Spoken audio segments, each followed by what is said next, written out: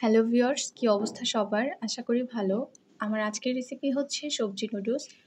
ভালো বা মন্দ কম বেশি আমরা সবাই নুডলস রান্না করতে পারি। আমি কিভাবে রান্না করি সেটাই আজকে দেখাবো।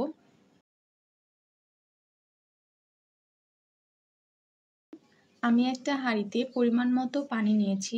পানিটা হালকা গরম হলে দিব হালকা খাবারের তেল। তেলটা দিচ্ছি কারণ নুডলসটা লেগে যাবে না, তবে চাইলে নাও দিতে পারেন। পানিটা ভালো করে ফুটে আসলে নুডলসগুলো দিয়ে দিব।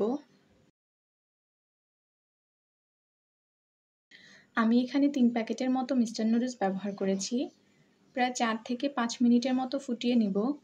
আপনারা চাইলে অন্য যেকোনো নুডলস ইউজ করতে পারেন। এই পর্যায়ে ছাঁকনির সাহায্যে ছেঁকে নিব।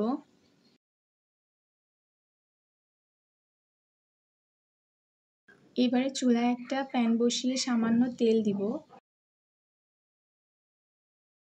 তেলটা গরম হলে আমি এখানে একটা ডিম দিব, সাথে সামান্য পরিমাণে লবণ অ্যাড করব।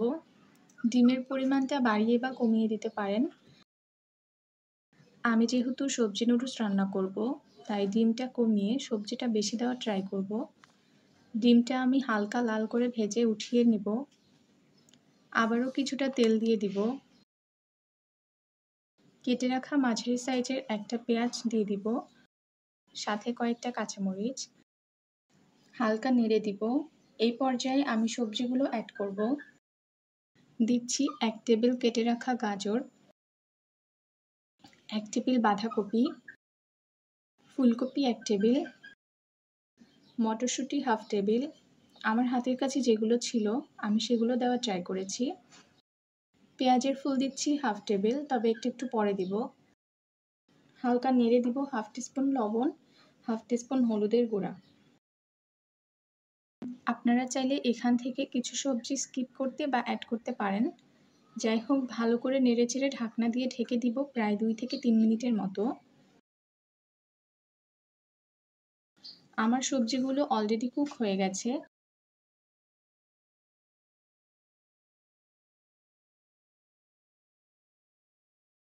এখন নুডলসগুলো দিয়ে দিব।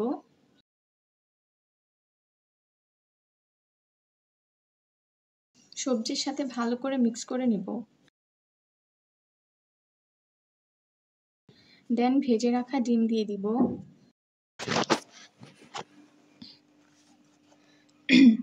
এখন নুডলসের মশলাটা দিয়ে দিব।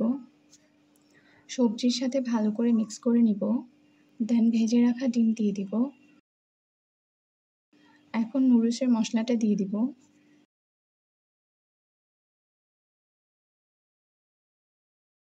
ভালো করে নেড়েচেড়ে নিলেই হবে সবজি নুডলস। রান্নার এই পর্যায়ে স্মেলটা অনেক দারুণ ছিল। সবশেষে দিচ্ছি সামান্য পরিমাণে ধনেপাতা কুচি।